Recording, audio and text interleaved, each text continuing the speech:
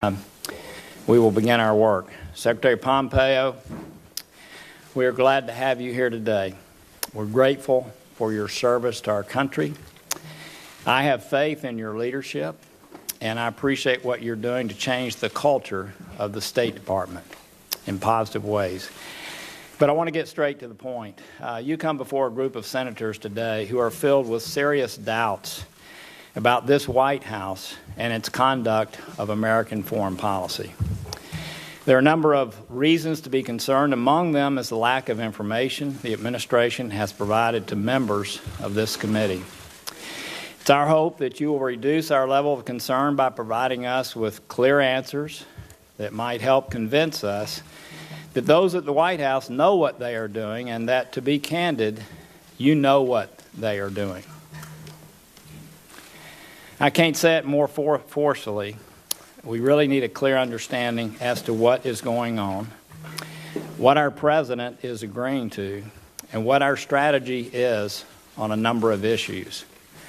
Last week, President Trump held a summit with Vladimir Putin, someone who has violated the most fundamental international norms through his efforts to annex Crimea, has interfered with elections, including our own, has supported the brutal Assad regime in Syria, has used chemical weapons to poison a Russian agent and his daughter in the United Kingdom, has occupied portions of Georgia, continues to violate the INF Treaty, has reportedly hacked U.S. utilities. The list goes on, and you know the list.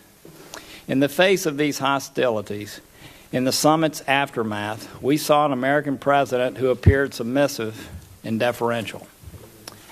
We've heard that some agreements were reached, but as of yet have little idea what those might be, even though the president has already extended an invitation to Putin to come to Washington to discuss the implementation, quote, quote, of these undefined agreements.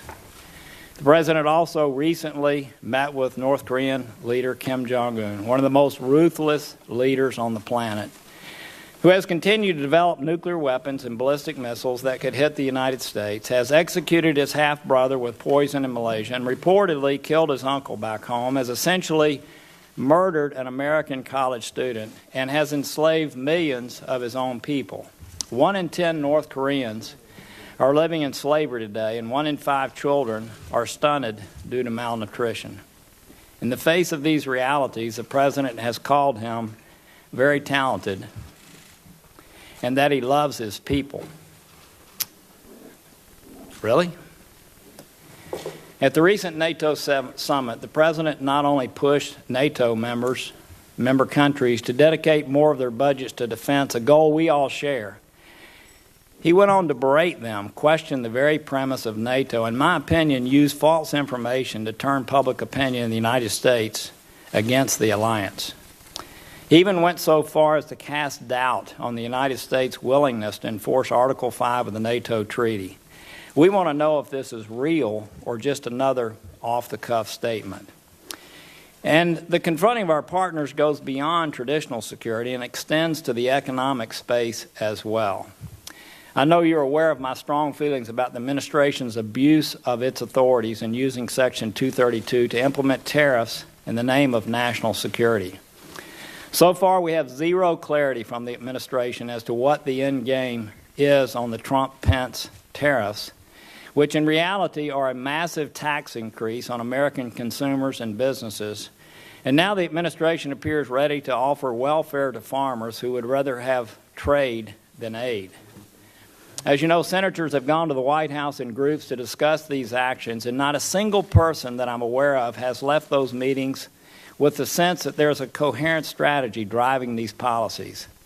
The administration tells us, don't worry, be patient, there's a strategy here. But from where we sit, it appears that in a ready, fire, aim fashion, the White House is waking up every morning and making it up as they go. This is the first in a series of hearings we will hold in coming weeks dealing with the troubling dynamic I've described, one in which we are antagonizing our friends and placating those who clearly wish us ill. This series will deal specifically with Russia as perhaps the most troubling example of this emerging reality.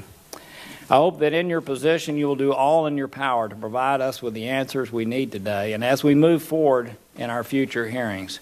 I look forward to your testimony, and I want to thank you again for being with us and for the many outstanding people you're bringing on to the State Department to work with you. With that, I'll turn to Senator Manette.